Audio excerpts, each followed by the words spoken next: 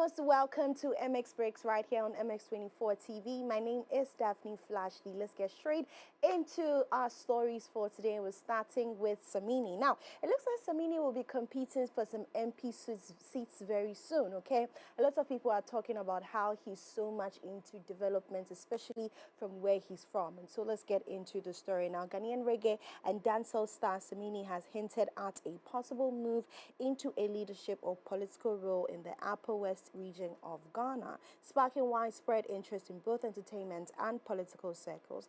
The well-born artist, whose real name is Emmanuel Andrew Samini, suggested during recent remarks that he may be considering ways of contributing more directly to the development of his home region, though he stopped short of announcing any formal political ambition.